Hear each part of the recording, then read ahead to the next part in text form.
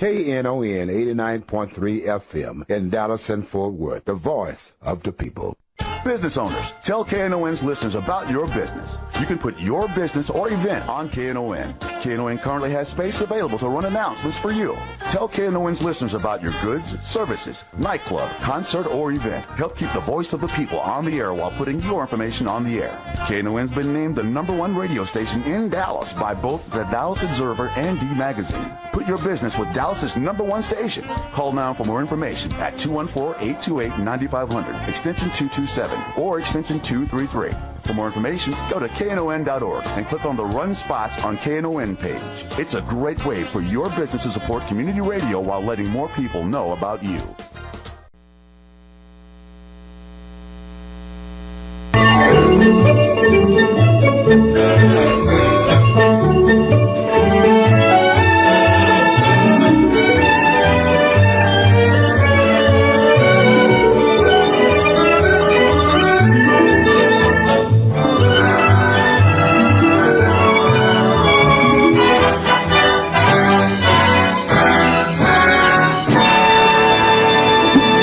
And good morning and welcome to Lambda Weekly. I'm David Taffet and I'm here in the studio with the late Patti Fink, and our guest today is Stephen Pace. Stephen Pace is the executive director of AIDS Interfaith Network for the last 14 years. He's done HIV work for 30 years and he is an ordained MCC pastor. Welcome, Stephen. Thank you for being with us. Well, thanks for having me. I appreciate being here. You know, I saw Stephen at the AIDS Walk South Dallas several weeks ago and I said, "Ooh, can you come on?" And he said, "Ooh, it's, and I had been scheduling people busy." That was a great morning because I got a whole month's worth of guests out of that morning. And the date that I had available was the day before Easter. So this is a work weekend for you. A little bit of a busy day. Yeah, I don't get this. When you're a religious person, you think, oh, it's a holiday. It's not much of a holiday, is it? You're working. Yes, I'll be working all day tomorrow. But that's good because it's a time of great celebration and for Christianity, and it's a good chance for me to serve. And my HIV work takes up the majority of my life and time, so I volunteer with Metropolitan Community Church of Greater Dallas with Reverend Colleen Dara, and I give the time I have. So, there are moments like Easter when it turns into a busy time. Well, yes. Then thank you for being here because I know you are busy this weekend. Getting into, when you became an ordained minister, I'm sure getting into HIV work was not what you had on your mind. I know a couple of HIV docs who, they started off as dermatologists, and all of a sudden people were showing up with Kaposi sarcoma on their skin. They didn't know what it was. And he's become this, he went into dermatology and became a doctor, and I know two like this, who ended up dealing with a lot of death. And it wasn't what they had gone to medical school for. They just wanted an easy ride, and they've dedicated their lives. Same thing. How did you go from becoming a pastor into HIV work? Well, when I came to Texas in the late 70s, came to Dallas, and I had friends who were San Francisco, New York. And so as I came from business and went into the ministry and social work. And so, as I came into the ministry, coming into the early 80s, then all of a sudden I had friends in other places who were ill. And it was something new, unknown. And so it was first through that, and then here in Dallas, all of a sudden, the same thing started happening. And there were people here who said, "Oh, it'll never get here." It'll never get here, yeah. And it was it was a very scary time. And all of a sudden, like happens in life, something presents and you respond.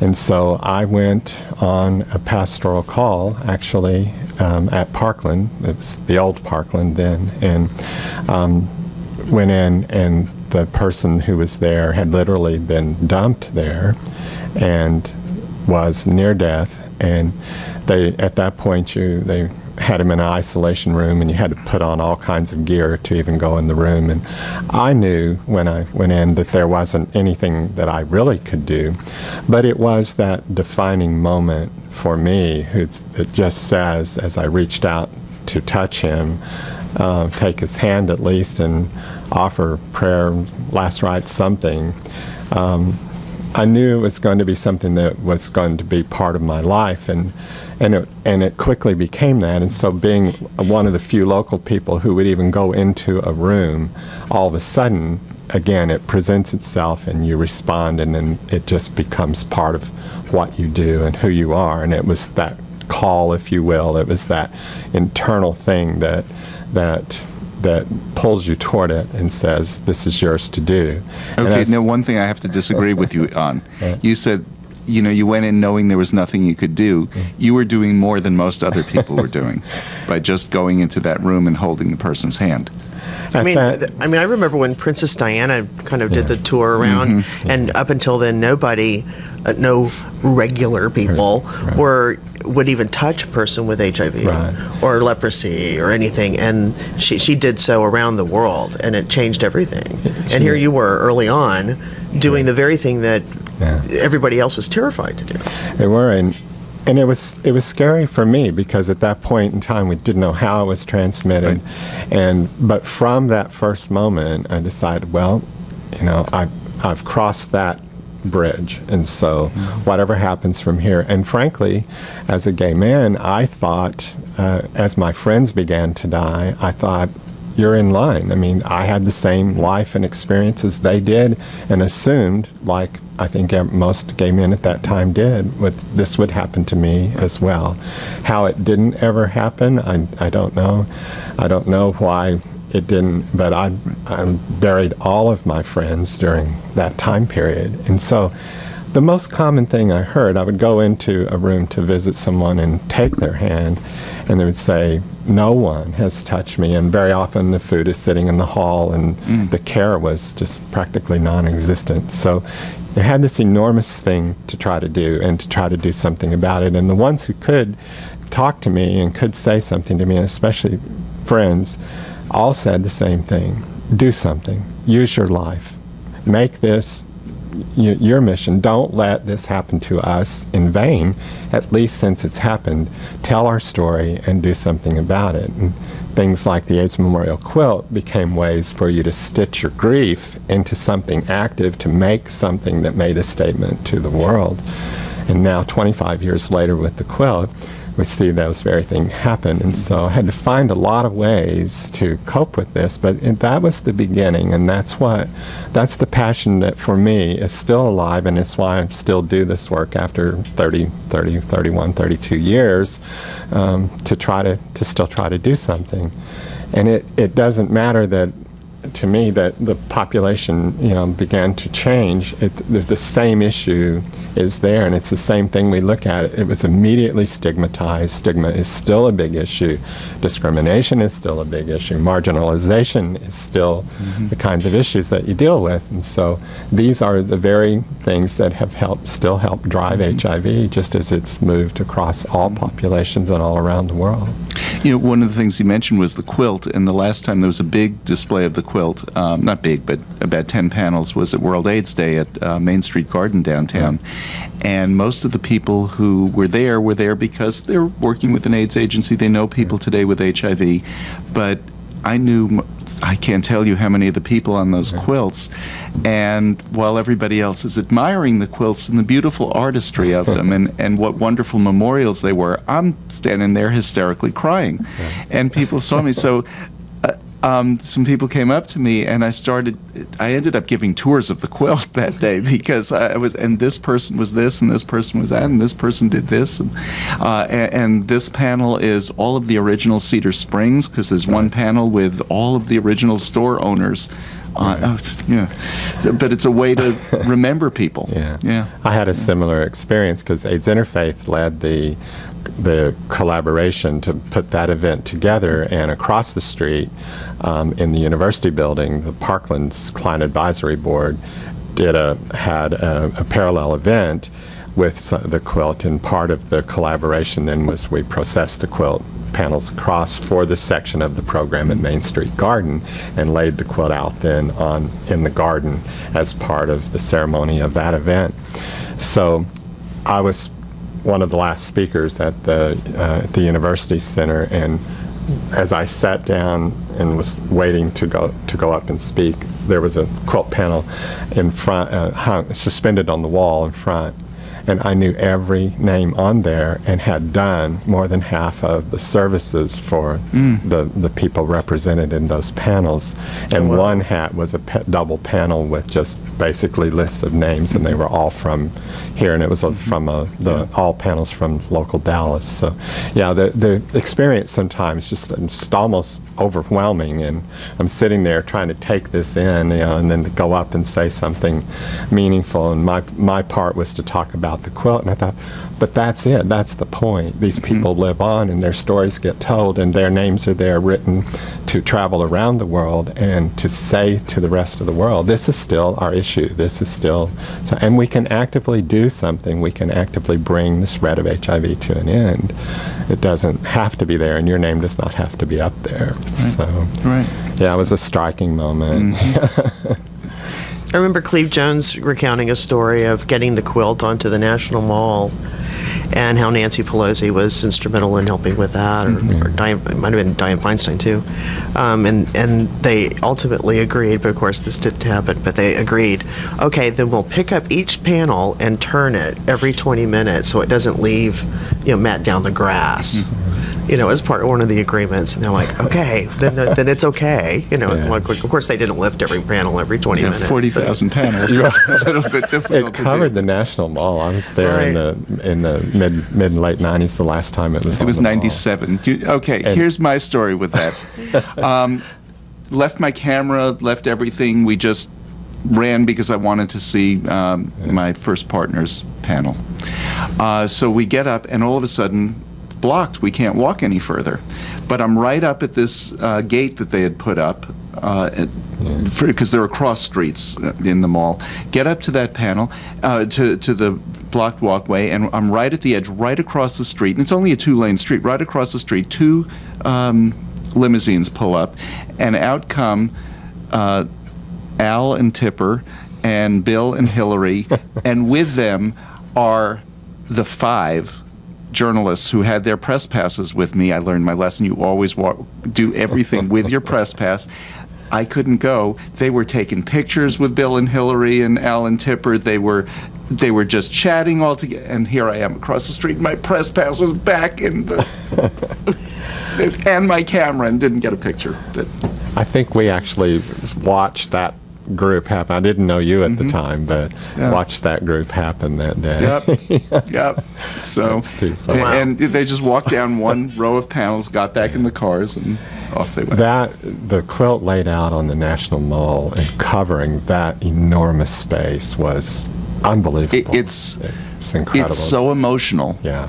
It was a brilliant idea. I didn't understand the power of the quilt. And you see 10 panels, and they're all people you know, and that's one thing. But laid out from the Capitol to the Washington Monument was just, they need to do that again. Yeah. Yeah, and of course now it would take more than the National Mall to, I don't think the quilt can ever be displayed, all of the quilt at this point in history, but it is still, I think, a very meaningful monument and a very meaningful type of awareness and education and ultimately prevention, because there are very few of those things you can look to that are specifically HIV/AIDS, and it's still one, and I think it still has a powerful message. I know that people, and we struggle with this when you put together an event, you don't want it to you want it to be forward-moving and keep bringing people forward and give hope and certainly celebrate the successes that have been done. But the quilt helps you, I think, helps all of us remember where you've been and what it's built off of, and that this is what still drives us. And such humanity. I mean, each panel, when you look at it, and we think about, our own mortality, it's a full life. It cut short. Sadly, so short. But these were real people with real stories, and people they loved, and people who loved them, and lifetimes of achievement, and you have to take it all in. It's very, very moving. That's why they have to put boxes of tissue around periodic Yeah, places. when I'm around, you better put 2 because I'm going to use one of those boxes. So, we're talking to Stephen Pace. He's the executive director of AIDS Interfaith Network. AIDS Interfaith Network's about 25 years old? 26. 26 years old. 26 years. And does some certain specific things in our community, in the AIDS community, for certain specific people. They have about 2,000 clients. And your biggest program is transportation, which just kind of sounds like, we do Why is that so important? It's a huge program. Transportation, and particularly for the 2,000 people we serve, they tend to be the people in highest levels of need and lowest incomes. And so in order to access any type of care or service that you need to enter into treatment and care, to sustain your treatment and care, to remain, so you can remain as healthy as possible. We're talking doctor visits, therapy visits, counseling, medical treatment, picking up your medications, getting to social services, pursuing your case management, any of that plethora of services that it's going to take, even if it's periodic, you have to be able to get there. And if you do not have transportation, and these folks don't, and you don't always have the funds to do them, because typically we have incomes between $0 a month and $700 or $800 is high income for a lot of the people we serve. So the transportation gives you that ability to get there. And all of these other services depend on the fact that the client shows up. Gets there. Now, one of the things that's helped in the last few years, DART stops front door of New Parkland, which isn't open yet, but from there you can shuttle over to the old Parkland. That must be a huge relief. Yeah. Yes, and because our program is 3 parts, we still have a fleet of 5 vans, and so people who cannot use the DART system, where it's not available to them, or for whatever reason they can't get to DART and use that, they still use the vans. But the majority of our clients use the DART bus passes. We're one of DART's larger nonprofit clients, because in a year's time, we buy upwards of $400,000 worth of DART bus passes, and then those are distributed at no cost to the clients that are eligible to use them. So they receive a pass at a minimum that gives them 10 days of unlimited rides, and you can use it on the bus system or the train system, so whichever works for you. And if you get as much done in a day, you can ride for the whole day as many times on and off as you need. And that does it for most clients. But it's a huge program, and it's expensive to provide. I mean, one of the things, and we need to take a break in a second, but one of the things that it lets people do is just get to the store to go shopping for food. Without food, you can't live. Get to the grocery store, go to the food pantries, all of those things that you can. Also, even if people have a little better income, you may not have enough income. So you reach those moments in the month where you have a gap. And so the transportation, again, helps you get to where you may fill that gap, and to go to a program, say, like our meals program, so you fill in the rest of the month with meals. And so you're listening to Lambda Weekly on 89.3 Knon FM. I'm Dave Taffet here in the studio with the late Patti Fink. We'll be back talking more to Stephen Pace right after this.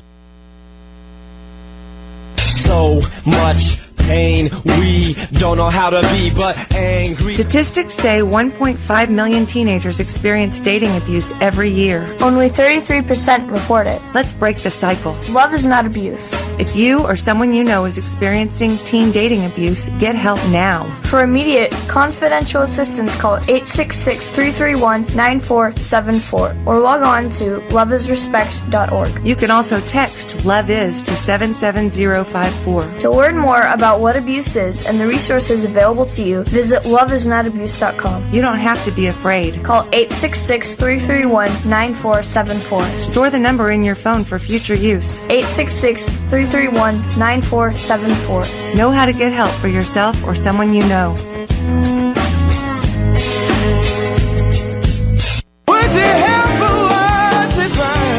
This is Sunny Boy Mark, and I'd like to take a minute here to tell you about over 60 minutes of great blues listening available now on KNON's Texas Blues Radio Volume 5 Blues CD. This is some great stuff, folks. 15 tracks from the Two Tones, Blues Boy Bo, Buddy Whittington, Andrea Dawson, Kirkland James, Sonny Colley, Johnny Red and the Roosters, the Chris Watson Band, the Rough Cut Blues Band, Jeff Stone with Charlie Love, David Millsap, Sir Loin and the Ass Kicking Machine, Michael J. and the Paul Bird Band, and JJ and the Detonators. The 1,000 copies we made are selling fast, and we won't reissue it. Get yours now at Forever Young Records in Grand Prairie, Record Town in Fort Worth, and in Dallas at Bill's Records and Rewind Music. The CD is available as a download at cdbaby.com. All proceeds benefit KNON, sponsored by Forever Young Records. Vinyl copies available at Forever Young Records only. For more info on Texas Blues Radio Volume 5, visit knon.org. Your ears been bending for some blues? Well, feed them the real thing with Texas Blues Radio Volume 5. This is Jake Winters from Leicester, England, and I listen to Lambda Weekly on KNON 89.3 FM. And welcome back to Lambda Weekly. I'm Dave Taffet here in the studio with the late Patti Fink, and our guest today is Stephen Pace. He's the executive director of AIDS Interfaith Network, which serves about 2,000 clients in a number of programs. We're going to get back to what some of those are, but I want to talk a little bit about the Supreme Court this week, and actually the ruling that comes out tremendously affects people with HIV. Potentially, and let's talk about that. But just talk a little bit about, Patti, the two cases that were heard this week. Well, I had the great joy of listening to or following all of it on Tuesday, which was my birthday, and I had taken off for this purpose to follow the case and the oral arguments. And the following day, I was less successful because I had other things, life hit. But the next day was the DOMA case. So the first day was Prop A on Tuesday, and it was fascinating. It was absolutely fascinating, and at times incredibly funny. Because the Chuck Cooper, who was representing the, what is it, NOMS, National Organization for Marriage and such, for Prop 8, was just ridiculous. It was just a ridiculous argument. But you know something where I was disappointed? I was expecting Ted Olson to give just some dynamic. I was disappointed in his delivery. I was too. It wasn't necessarily his fault. He kept getting interrupted by 9 judges. Right, but he didn't seem to have a clear path that he intended. He was sort of bouncing around and stuff. Okay, I'm not the only one who felt that way. No, you're not the only one. And there are others who were going, what's going on with Ted Olson? Because they thought it would be this really dynamic, and especially spearhead it right through. If anybody should have been comfortable, he used to be Solicitor General, who's the government's person who presents cases to the court.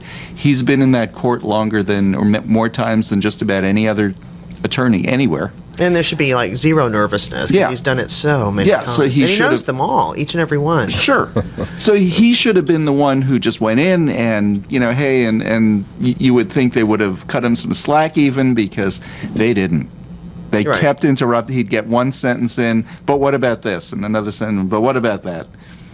Right. I was surprised. But the DOMA presentation was strong. Oh, the DOMA case, and I thought was so moving, and it was really the love story of Edie Windsor and Thea Spire, who had been together for 40 years. She's 83, and her partner and her had married after 40 years in Canada, live in New York State, where marriages are recognized, marriage equality exists, and when Thea passed away from multiple sclerosis after 42 years together, Edie had to pay $363,000 in estate taxes that had Thea been a man, she wouldn't have had to pay. And so it was this great case. There's so many on the far right fringe that were saying, oh, she's just in it for the money, and they have no clue. I mean, that's just a stupid thing to say. But it's one of the many 1,100 plus rights, benefits, for 10 plus years, I've been saying on the air, the case that's going to win it for us is a tax case in New York. And Patti has been saying to me, David, would you please stop talking about taxes in New York? Well, Damn it all, here we are. And was I right? As case? usual. As usual. The landmark case on DOMA. Right. But it was the perfect case. It was the perfect case because it was so clear cut. It was like this set number of dollars that was paid unnecessarily, simply because the federal government is required by DOMA not to recognize. And especially this tax, because Republicans call it the death tax. They hate this tax. They hate this tax. But I think they like it when it comes to lesbians. Right, they want the 80-year-old lesbians. 80-year-old lesbians can pay this tax. But the rest we just hate they hate that tax. Stephen. But she came out of the court. I thought this was just so moving. She came out of the court and stood on the steps. Of course, there were thousands of people there in support of her. And she said it went beautifully. And so, she was very happy with the entire way it went. And her personal attorney was the one representing her personally, and it had gone through other organizations and such in representation. But she got a full 30 minutes and was very articulate. I thought very, very moving. Okay, now, Stephen, what I want to talk about here is we're talking about HIV and AIDS today.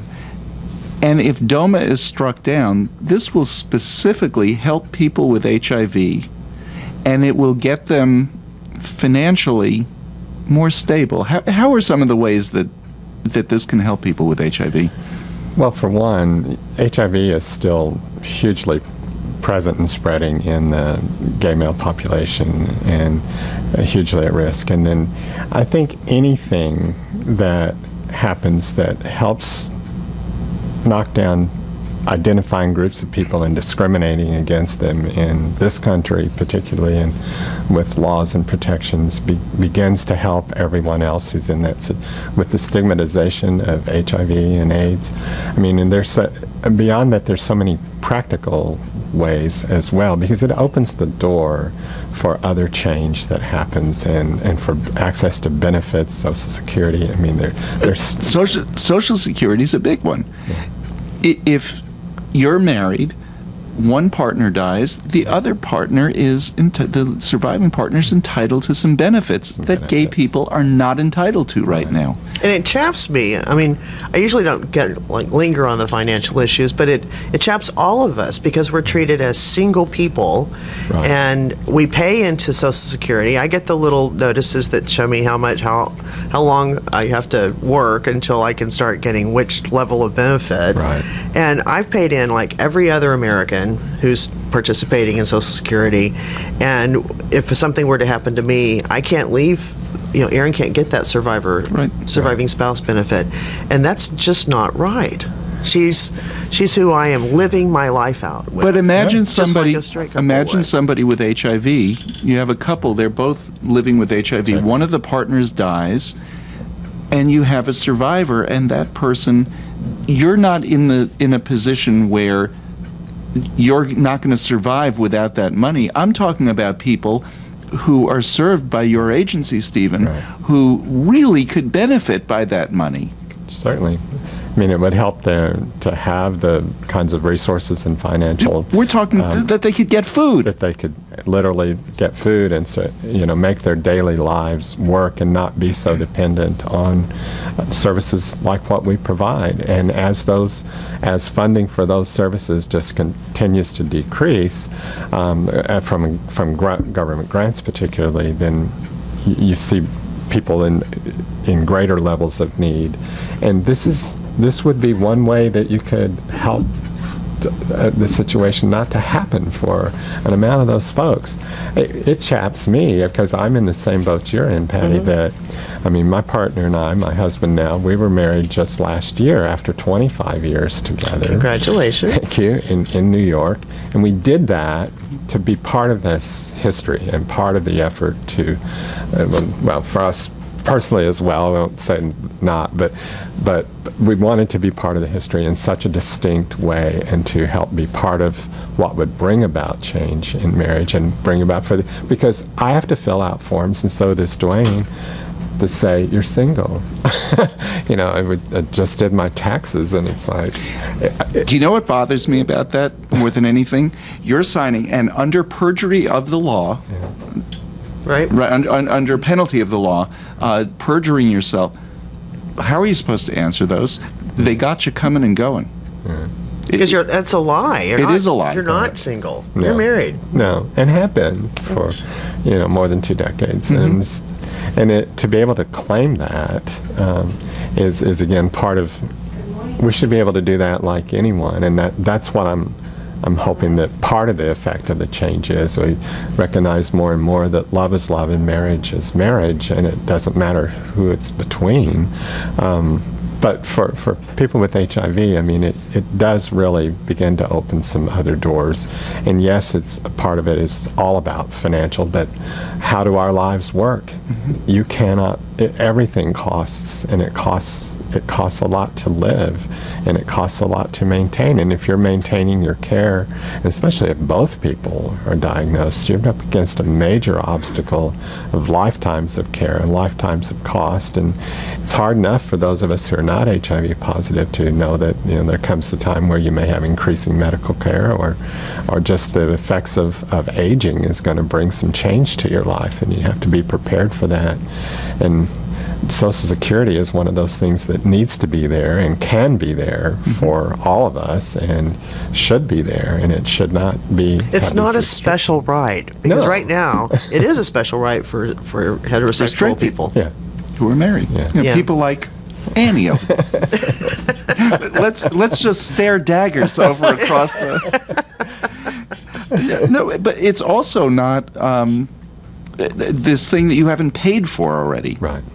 Because you're paying the exact same. Right now. It's like I'd like to stop paying if I'm never going to, or pay a lower rate. If you can't access the same benefits as anybody else, well, then why do I have to pay the same amount, the same premiums as everybody? It's insurance. It's the same with 401ks and all of those other things. But I think more than that, and this is what a lot of people I think don't really understand. And we've had Rebecca Covell on recently talking about estate planning and all of that. But when I'm on my moment where I'm going to go meet my maker, and I cannot marry in this country and cannot marry my partner, I do not have that peace of mind, that security in my being, that my stuff and all the things that we've built a life together building is going to pass to Erin. I don't have that security because there are loopholes right and left. You can have all the paperwork. You can have all the stuff. It doesn't give her Social Security benefits. It doesn't even ensure that she'll get the house, per se. That we've both been paying a mortgage on for umpteen years. And that's not, I want to have that moment of peace and security. Right. You know what I mean? That it's everything, she's going to be fine. The person I love in the world is going to be able to carry on. Sure. And my example assumes I go first. It could be different, but but yeah, because we could kill Erin. I guess you could. You try all the time. I do. Now, one thing I do want to object to. She said when she meets her maker, as somebody who is an ordained minister, do you think that that's real likely that Patti will ever meet anybody? Let's be honest here. Whatever you want to believe. Or not believe. Or not believe. As it is. It's okay with me, yeah. And that peace of mind, I think, is something we all seek. And I don't think that makes us different. It doesn't make us different. In the ways that we're all the same in the world, I think everybody wants that. And it makes us the same. That's the whole reason for Social Security insurance. So that you have peace of mind. It's called security. It's the security part of Social Security. And it comes with benefits such as Medicaid or Medicare as well. Those things are linked, and for HIV positive people, the sooner that you can tap into those care benefits is as much of it as the income is. Because even at the SSI level, if you have Medicaid, it's going to pick up a portion of your care and a portion of your medications, and it's critical to paying medications because it's going to actually pay more to medications than Medicare. So, and of course, we don't yet know what all the effects of the National Health Care Plan is going to bring and how Medicaid will be expanded, but Texas doesn't have the best record on Medicaid in the first place. So it kind of looks like the legislature is leaning toward passing something to expand Medicaid here. Well, a lot of Republican-led states are changing their minds, and when they run the numbers and they go, we're Rick Perry. The smart thing would be to participate and expand Medicaid. Yeah, but we're Rick Perry led, not Republican led. Governor Good Hair. Huh? Yeah. Well, before we leave the topic of the Supreme Court stuff, it was my impression, and I think a lot of pundits, that it's likely that the Prop 8 case the ruling will only affect California, and so it's less. That's the probable path. I never saw that ruling was going to affect anybody else anyway. Right, and they always go as narrow as they can. They don't want to make proclamations outside the realm of what they have to address, the issues presented before the court. So even if there's a standing issue, then it goes back, it would to the lower courts, it would still just affect only California. But passing just California, getting same-sex marriage in California, that's 27 million people covered that are not covered right now. That's exactly. Whereas DOMA, on the other hand, the Defense of Marriage Act, Section 3, which says that the federal government cannot recognize our marriage equality. That ruling could potentially affect all of us. It could actually, invalidate all of these constitutional bans on marriage equality, and certainly in Texas, where we have a superdoma, where we can't even have civil unions or any sort of recognition, sort of the thing that held up DART this week, on domestic partnership benefits. But it could potentially overturn all of that, in which case Texas would probably want to leave it on the books for another century before they take it off. But it would at least invalidate it, right? So I think those are some looks at what we could do. We need to take a break. You're listening to Lambda Weekly on 89.3 Knon FM. I'm Dave Taffet here in the studio with the late Patti Fink. Our guest is Stephen Pace. He's the executive director of AIDS Interfaith Network. And we'll be back right after this with more.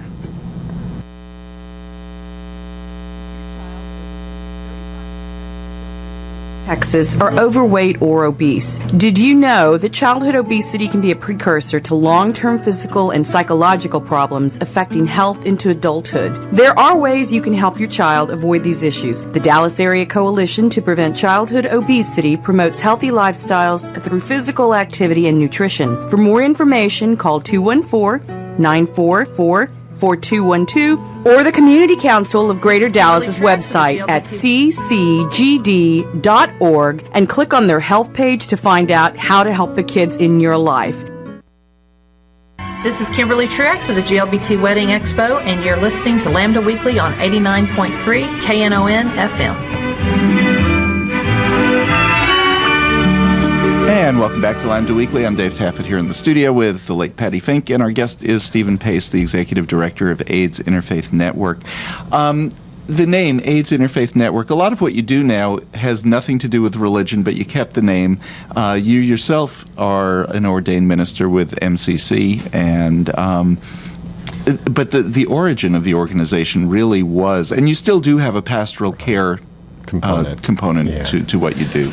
Yeah, AIDS Interfaith was first formed to reach into the church, religious community, denominations, faith groups, to try to get them to respond to people with HIV, because as it happens with many epidemics or pandemics, in the early beginnings, the church closed its doors to people, and churches. Which is so ironic. It truly. And horrible. Truly. And at the very moment when the church needs to step up, it often does not, and has to be brought along like everyone else in the world, it seems like. And so AIDS Interfaith was formed first to do that work, and began to do that, and began to make inroads into the faith community, which then also resulted in people stepping forward, even if they could not publicly, and many could not because of the stigma, to say we can help. Our first volunteer programs were birthed out of those efforts. So we would go in and educate within the church, the pastor or the leaders or the ministers, whoever they were willing to allow for that to happen, and then bring along more education to small groups within those churches who were open to it, or the groups that were open.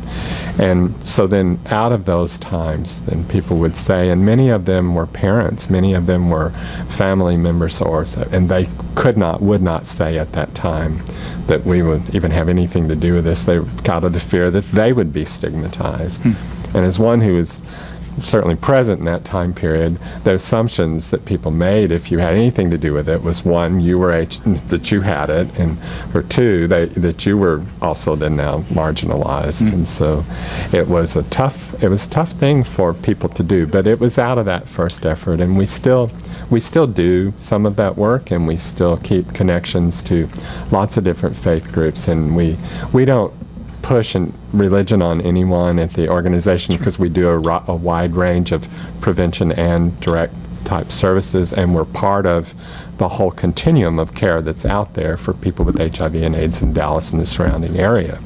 And so people are referred into one or more of our different programs, and they don't have to have anything to do with religion. If they want to seek it out or work through their spirituality or anything that they'd like to deal with from a spiritual nature, then we also can help connect them to someone in that faith group or their denomination. Okay, so let's dish. Who are the good churches? Who are the bad ones?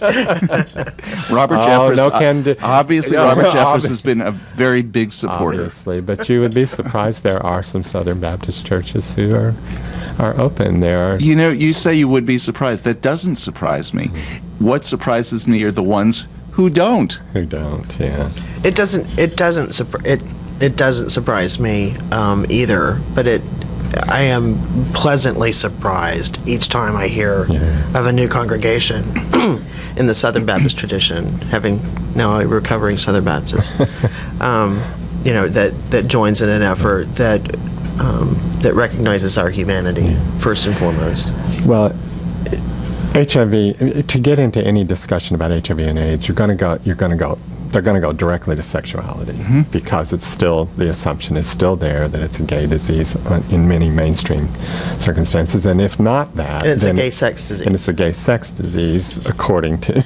So you have to address all of that from the beginning, and we're also, AIDS Interfaith is also on a national tour when this country brings people from other countries here, and the federal government brings people here for educational tours. We're often one of the stops, because we're an interfaith organization, and people from other countries, and I get the same questions, well, our religion doesn't allow, for homosexuality or whatever. And so my question is always back to them to get the discussion going is, if you don't serve them, who does?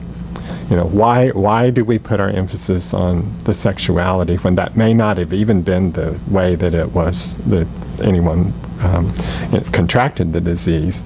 But secondly, why do we put our emphasis there? Our role and our purpose in any faith, and I think that's universal, is love and compassion and service. And so if we don't serve them, what happens to them? Who serves them? And if everyone closes their door to them, it doesn't take away the need that they have. It doesn't take away, that they're going to still need help. And if you don't help them, who does? And so at least it throws the faith community into a dilemma. And if they can go to that, love, compassion, service, as opposed to judgment and exclusion, they can get there. Yeah, but if you judge people and you exclude them, doesn't that get you into heaven faster? By some people's definitions and standards, yeah. Yes, but I think overall, religion has come a long way, but every few years, you have it all to do over again, and more churches, swing around, and religion is changing like everything. And the mainstream church is changing dramatically, and the traditional, those of us who were brought up through childhood and on up in religion and go to church on Sunday and all that Christian faith. In Christian faith. Yeah. That isn't necessarily even the way with a lot of Christian faith anymore. And the younger generations, the millennial generation coming on, it's changing, and you have to have all kinds of alternative approaches, and the science keeps changing religion. I've changed totally from where I began this journey to where I am now. My faith and my spirituality is so much broader than I ever imagined that it would be. And HIV and AIDS has been a big part of that, because those same questions, came to me, and I wasn't necessarily, I left those kinds of beliefs many years ago and even walked away from religion totally for a time in my life.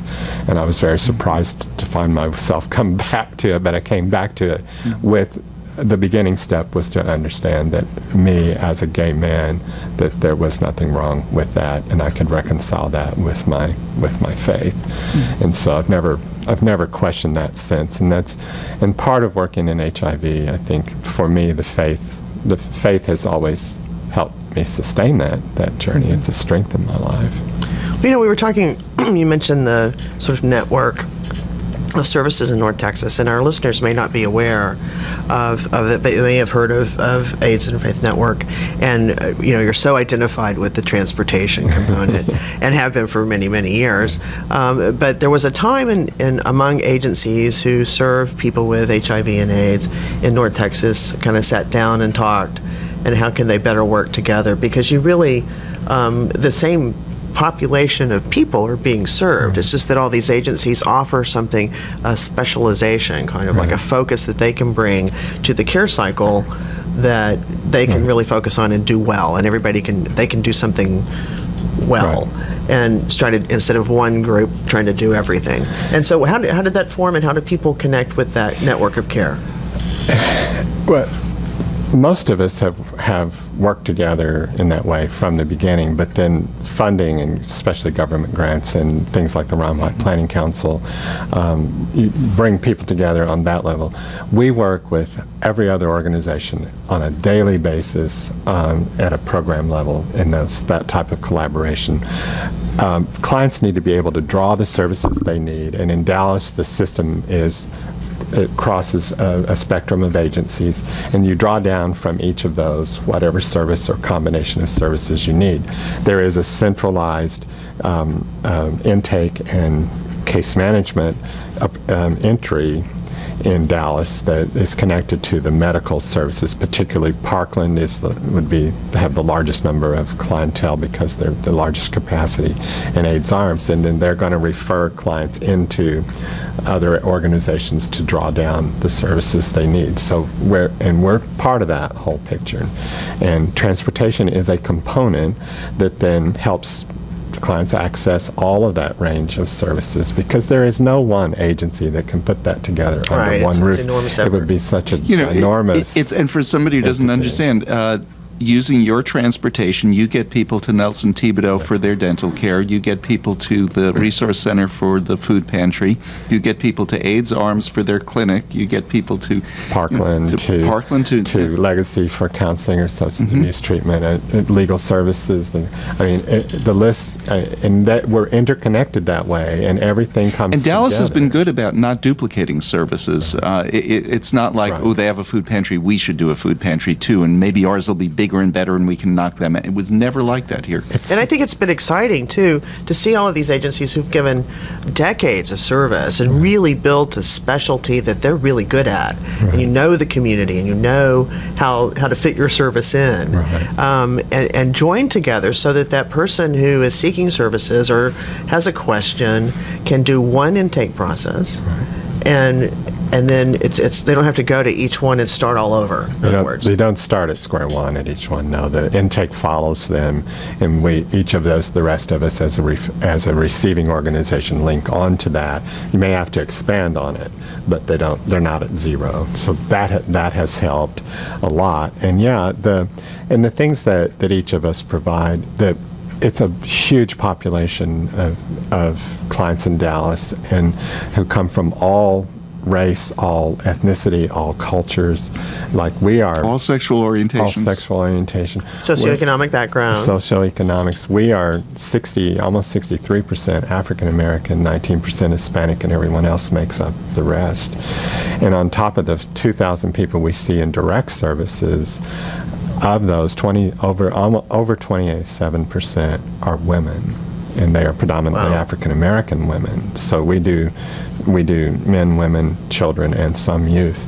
And so, but transportation is the largest way that people utilize One of the this. programs you do that I think is very interesting is the translation services that you have. Yeah, we do Spanish language interpretation and translation, and we not only do it for our clients, but we have translated much of the documents that are used throughout all these organizations. But it's technical translation, really. It's medical translation. It's talking to somebody who's just getting a diagnosis and translating it so that they'll understand. A typical scenario, our interpreter would go to Dallas County Health Department through the Early Intervention Clinic, and when they are sitting down to give that person or the people that are with him or her the diagnosis, that information, the interpreter, you're there to pass the language, but you have to know so much, not only about the nuances of the language, but what's being said and how that's coming across. And how can do that so compassionately rather than just a straightforward because you can't translation. be this non-entity sitting there when somebody's telling this person, you have HIV, and maybe you have all the way to full-blown AIDS and maybe an advanced stage with it. Or your child does. And it's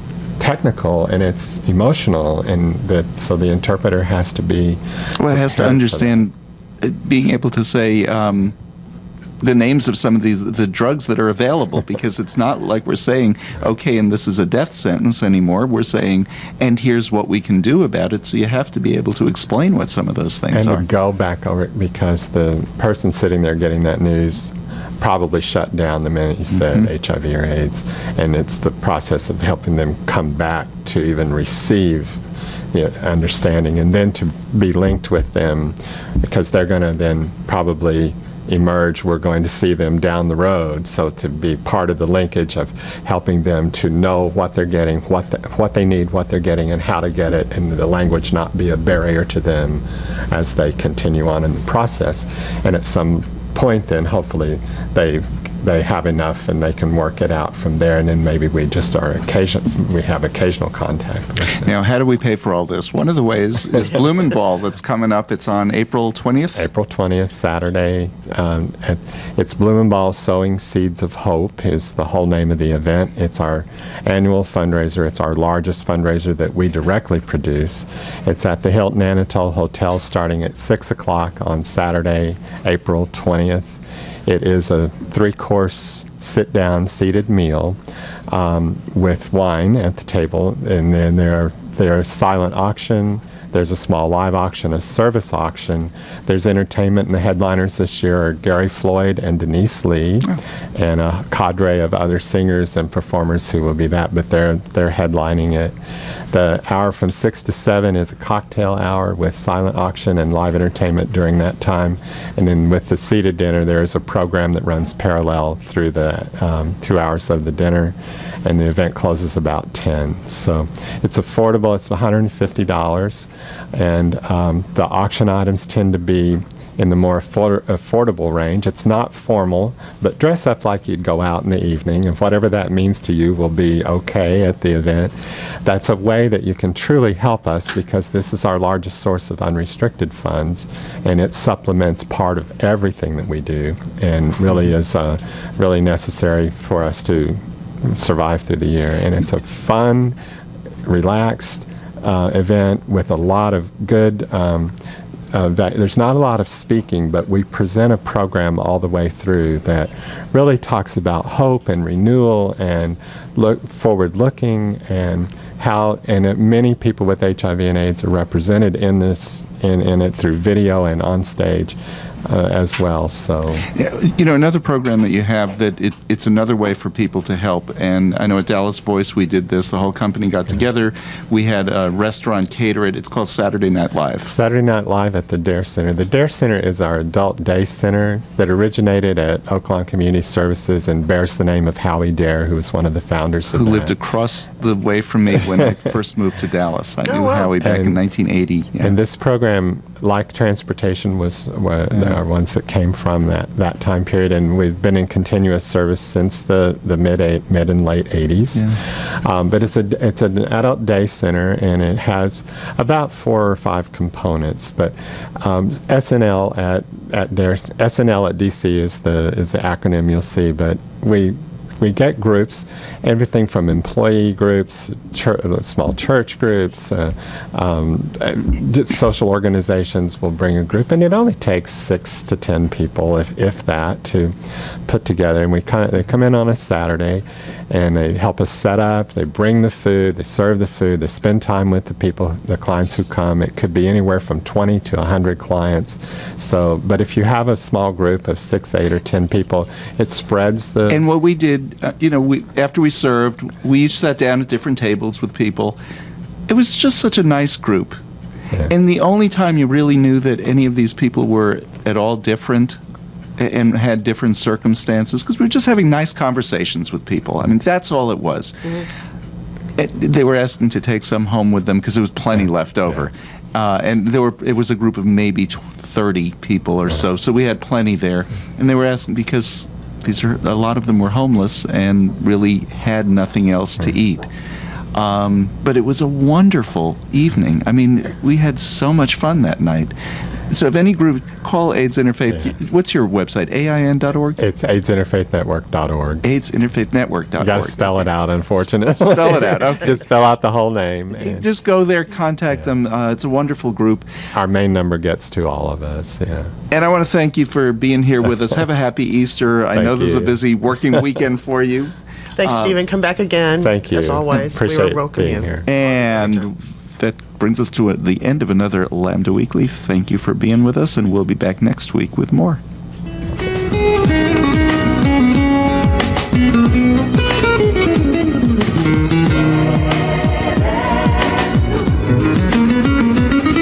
KNON 89.3 FM in Dallas and Fort Worth, the voice of the people. Business owners, tell KNON's listeners about your business. You can put your business or event on KNON. KNON currently has space available to run announcements for you. Tell KNON's listeners about your goods, services, nightclub, concert, or event. Help keep the voice of the people on the air while putting your information on the air. KNON's been named the #1 radio station in Dallas by both the Dallas Observer and D Magazine. Put your business with Dallas's #1 station. Call now for more information at 214-828-9500, extension 227. Or extension 233. For more information, go to KNON.org and click on the Run Spots on KNON page. It's a great way for your business to support community radio while letting more people know about you.